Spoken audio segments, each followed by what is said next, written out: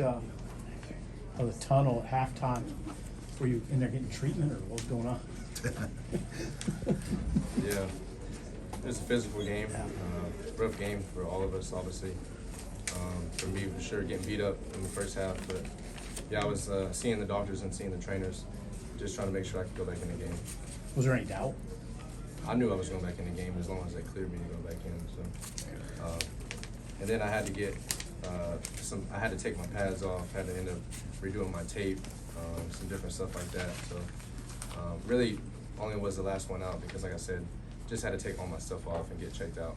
Okay. And then once I got cleared, they let me go back out after halftime. So the team went ahead, and then I came back in after half. And then Rutgers was walking down the tunnel, so then they made me wait. So that's probably what took so long.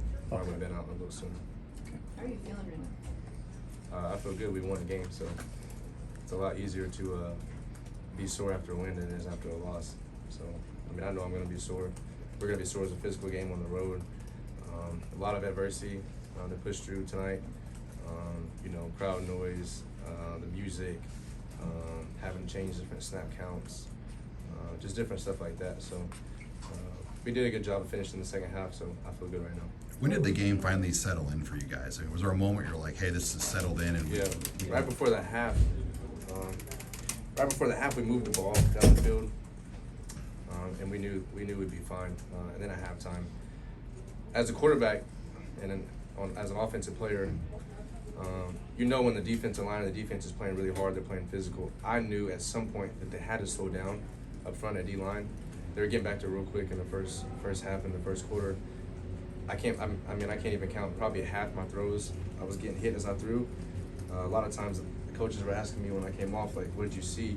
I just was throwing the ball before I could even see a receiver coming open. A lot of times they weren't out their breaks, so it was just having to make throws. And I knew at some point that we settled in right before halftime, but I knew that Rutgers would get tired on defense, and I knew that they wouldn't rush as hard up front of the defensive line position, and I knew that our receivers were going to beat them in the back end.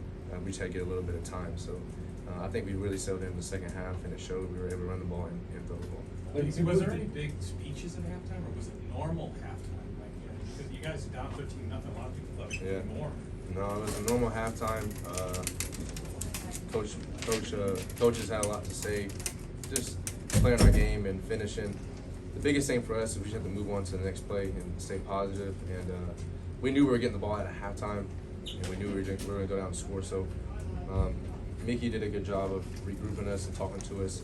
Like I said, I wasn't even with the team at half. Wasn't really able to talk to them in the locker room because I wasn't seeing the trainers and seeing the doctors.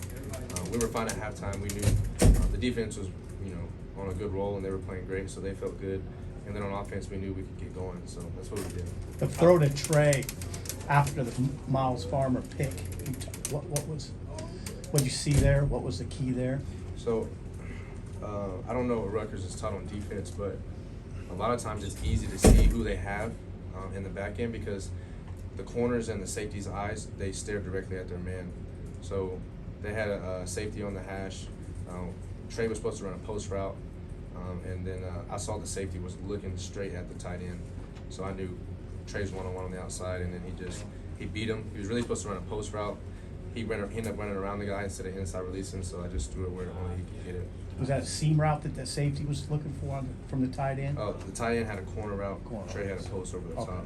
Yeah, we like to run that. So that's one of the plays that we put in for the game plan, and like I said, it worked out great for us. And, how much does it? It was big time. It was big time play call. When sometimes the team would run for 33 yards in the first half, and the offensive coordinator said, "Well, we're going to run more." That isn't what happened. I mean, he just kept throwing. How much do you like that as a quarterback? And on that fourth down call, when it's empty and you're throwing the ball, did that surprise even you? No, because it was 3rd and 2, and we ran the ball and we didn't get it, so we only picked up 1 yard. I think he got tackled, and then so the 4th and 1, whenever he called the empty pass play, in my head I'm thinking like, it's 4th and 1. I'm sure we want to do this, but once I saw the defense come out and I knew I had matchups around the field, that was man coverage as well. I could have taken Travis.